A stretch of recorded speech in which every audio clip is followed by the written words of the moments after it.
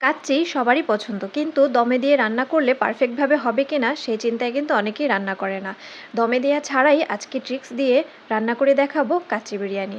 চলুন আমার সাথে ফাঁকিবাজি কাচ্চি রান্না শিখে নেবেন।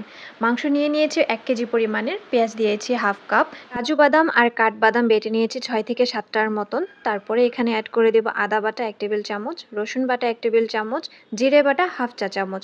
তারপর দিয়ে দিব 2 টেবিল চামচ টক দই। এরপর অ্যাড করে দেব রাঁধুনি রেডি মিক্স কাচ্চি বিরিয়ানির প্যাকেট মশলা, 1 প্যাকেট সম্পূর্ণটাই আমি এখানে দিয়ে দেব। 1 কেজি পরিমাণ রান্না করা যায় সেরকম মশলাই প্যাকেটের মধ্যে থাকে।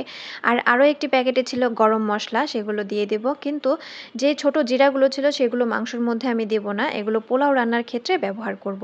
তারপর দিয়ে দেব 1 টেবিল চামচ টমেটোর সস, 2 টেবিল চামচ গুঁড়া দুধ আর দিয়ে দেব ঘি।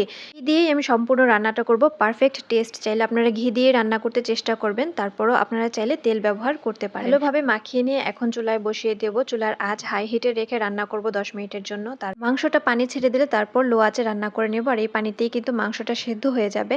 আমি আজকে মাংসটাকে কিন্তু 80% সেদ্ধ করে নেব, ফুল সেদ্ধ করব না।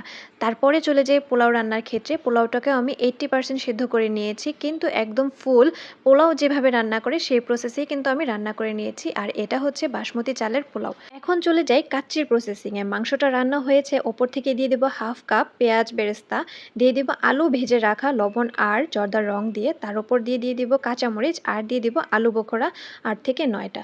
তারপর ওপর থেকে দিয়ে দিব মাওয়া, যেটা আমি ঘরেই বানিয়ে নিয়েছি ঘি আর গুঁড়া দুধ দিয়ে। তারপর ওপর থেকে আরও 1 টেবিল চামচ ঘি দিয়ে দিয়েছি। তারপর দিয়ে দিয়েছি জর্দার রং দুধ দিয়ে গুলিয়ে রাখা। এখন আমি রান্না করে রাখা পোলাওটাকে একদম কাচ্চি যেভাবে সাজানো হয় সেভাবে ওপর থেকে সাজিয়ে দিলাম, আর ওপর থেকে দিয়ে দিলাম আবারও গুঁড়া দুধের সাথে আমি যে জর্দার রংটা মিশিয়েছিলাম সেটা। একদম কাচ্চি যেভাবে সাজানো হয় সেভাবে সাজানো হয়ে গেলে এখন আমি আবার ঢাকনা দিয়ে ঢেকে ঢাকনার যে ছিদ্রটা সেটাও বন্ধ করে দিয়ে দমে দিয়ে দিব 10 থেকে 15 মিনিটের জন্য।